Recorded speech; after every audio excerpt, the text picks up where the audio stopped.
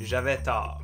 Je suis vraiment pas le public cible pour cette Apple Watch-là. Contre mon propre jugement, je me suis rendu au Apple Store juste pour voir. Check-moi tout ce monde-là qui se font avoir à acheter une nouvelle Apple Watch à chaque année. Et là, cette année, l'Apple Watch Ultra. J'ai testé de fond en large la Apple Watch Ultra depuis plusieurs semaines. Est-ce que la batterie est aussi impressionnante que ce qui est annoncé? Comment sont les nouvelles fonctionnalités pour quelqu'un comme moi qui n'est pas nécessairement un athlète ou amateur de sport extrême? Comment le boîtier en titanium de 49 mm de la Ultra se compare aux autres modèles de Apple Watch? Et surtout, est-ce que je suis capable de justifier à moi-même... J'arrête pas de la clocher. Et surtout, est-ce que je suis capable de justifier à moi-même payer 1099 plus taxes pour une montre? Toutes ces réponses dans cette vidéo, mais avant, gâtons-nous avec des images du unboxing.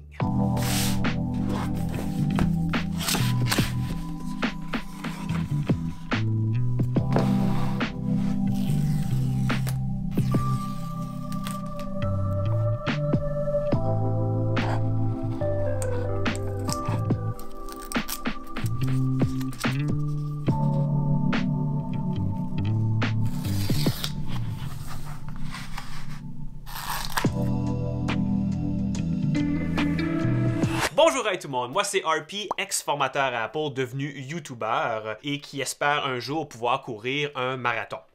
Combien de kilomètres un marathon? 42? Aussitôt que j'ai mis la Ultra sur mon poignet pour la première fois, je me suis dit « Oh non, j'aime ça ». Mais je pensais que ça allait être trop gros, mais je me suis rendu compte que ça ressemble beaucoup à d'autres montres analogiques que je portais avant. Oui, la montre est plus épaisse, mais on parle ici de seulement 3 mm de plus que la série 8. Le boîtier est en titanium et déjà plus résistant aux égratignures, ce qui est parfait pour quelqu'un comme moi qui accroche trop souvent sa montre contre plein d'objets inertes. La couleur fait vraiment prestige, ça fait un peu moins jouet qu'une montre en aluminium. Au niveau du poids, c'est quand même le double de la Apple Watch en aluminium. Je me suis quand même habitué, c'est pas aussi lourd que je pensais. Je continue de croire par contre que c'est pas optimal pour le sleep tracking. La porter la nuit, on sent quand même le poids. Je continue de préférer de loin utiliser ma montre en aluminium pour suivre mon dodo. J'ai choisi le bracelet Trail Loop avec le petit morceau de tissu qui permet de rapidement réajuster le bracelet. Petit détail que j'apprécie beaucoup, lorsqu'on enlève le bracelet, le petit morceau de tissu orange au bout empêche le bracelet de se retirer complètement. Donc on n'a pas besoin d'avoir peur que ça glisse puis que finalement la montre tombe par terre. Bonne nouvelle également, tous les bracelets des Apple Watch de 44 et 45 mm sont compatibles avec la Ultra. Point que j'ai pas nécessairement vu mentionné nulle part. Sur ma Apple Watch, j'utilise le bracelet Solo Loop, hyper confortable, vraiment grandeur parfaite sur ma montre en aluminium. Mais lorsque je mets le même bracelet sur la Ultra, peut-être parce que la montre est plus pesante et légèrement plus épaisse, le bracelet il est vraiment lousse. La vitre comme telle est maintenant plate et beaucoup plus lumineuse qu'avant. On parle ici de 2000 nits versus 1000 pour les autres Apple Watch.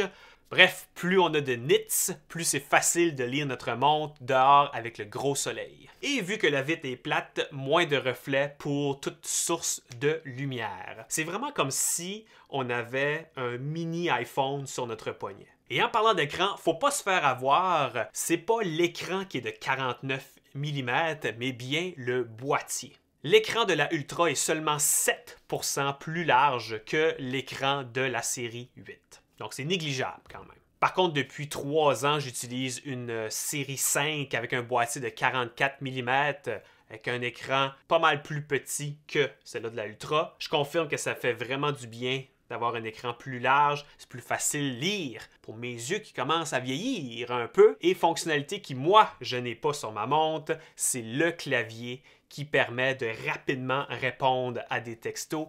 C'est une fonctionnalité qui répond vraiment à mes besoins lorsque j'ai pas mon iPhone sur moi. C'est pas avec ce clavier-là que je vais écrire des courriels, mais juste un petit message rapidos, ça marche et ça marche très bien. Sur le côté, le nouveau Action Button qu'on peut personnaliser. Moi, de mon côté, j'ai créé un raccourci pour démarrer une activité physique. Le bouton est vraiment agréable à appuyer. En plus, certains ont partagé parfois accrocher le bouton d'action. Moi, de mon côté, ça n'a jamais arrivé. J'aurais aimé avoir plus de choix dans la personnalisation du bouton d'action, comme ouvrir les textos. De l'autre côté, la couronne digitale est beaucoup plus grosse.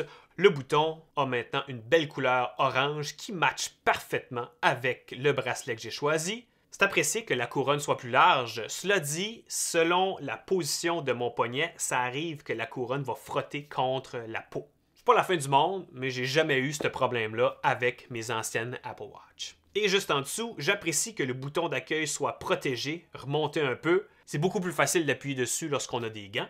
On a également 2 haut-parleurs sur la Ultra, donc le son est 40% plus fort versus la série 8.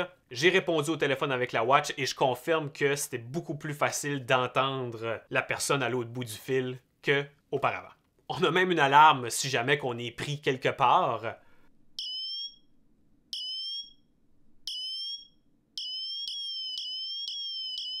On annonce également une meilleure précision du GPS. Donc ça, c'est l'idéal si jamais qu'on se promène en montagne, l'endroit où le réseau ne se rend pas trop bien. Et autre fonctionnalité particulièrement intéressante, si jamais on s'éloigne de la ville et on se rend dans une zone où la montre détecte qu'il n'y a pas beaucoup de réseau Wi-Fi, automatiquement la montre va activer la fonction Backtrack. C'est-à-dire qu'à n'importe quel moment, je peux demander à la montre « Ramène-moi donc au point de départ pour le fun ».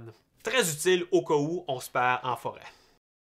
Le test ultime pour moi demeure l'autonomie de la batterie. Officiellement, Apple annonce 36 heures d'autonomie, ce qui est énorme parce qu'avec ma série 5, j'ai peine et de misère à passer au travers de 12 heures après avoir fait 1 ou 2 activités physiques dans la journée. La Ultra, croyez le hype, la batterie est exceptionnelle. Je me suis levé à 5h30, je pars prendre une marche dehors, au grand froid, je réponds à des textos, je consulte chaque notification, je prends même mon pourcentage d'oxygène dans le sang, parce que l'animation est vraiment nice. Et rendu à midi, on m'affiche 93% de batterie. Le lendemain, je retourne dehors, marcher, 41% de batterie. Je dors avec à nouveau. Et le lendemain matin, à 7 heures, donc on parle ici de plus de 48 heures, c'est la première fois que j'ai rechargé ma batterie et elle était à 15% d'autonomie. Ça, c'est enfin une autonomie de batterie pour une watch qui me parle.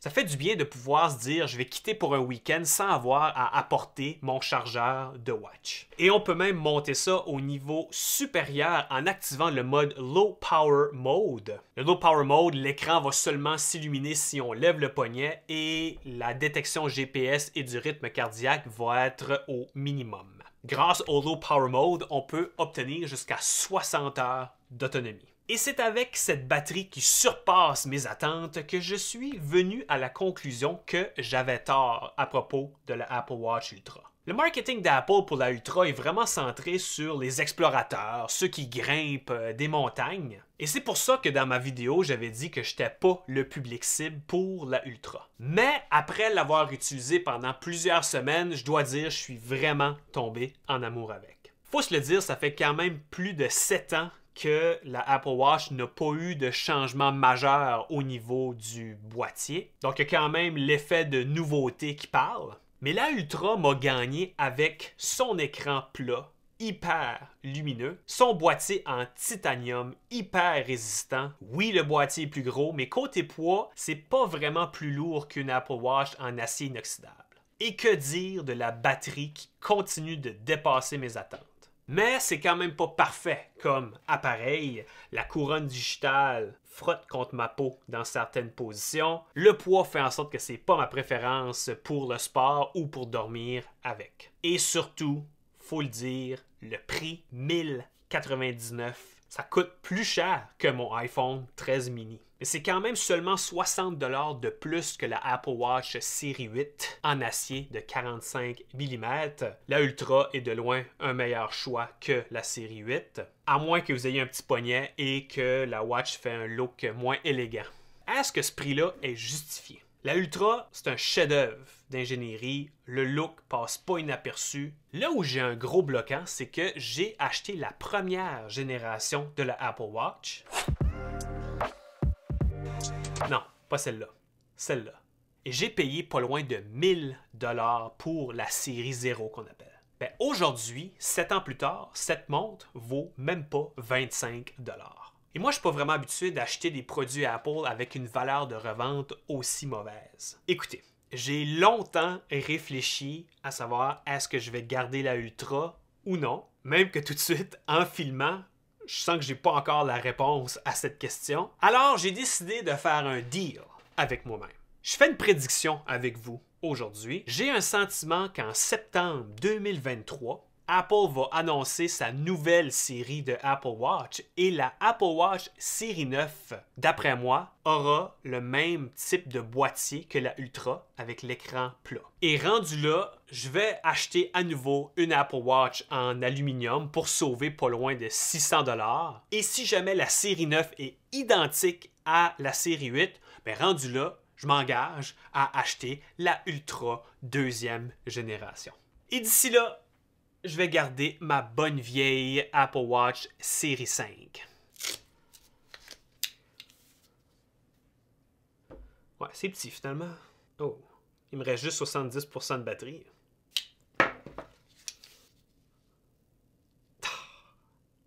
Ouais, sale look. Bon, clairement, j'ai pas fait mon choix final. Et vous, est-ce que vous avez acheté la Ultra? Vous en pensez quoi? Faites-moi part de vos commentaires dans les commentaires. Si ce n'est pas déjà fait, abonnez-vous pour encourager un YouTuber indépendant à continuer de créer des vidéos comme ça. Je vous invite également à jeter un coup d'œil à l'une de ces vidéos ici. Bonne découverte, à bientôt!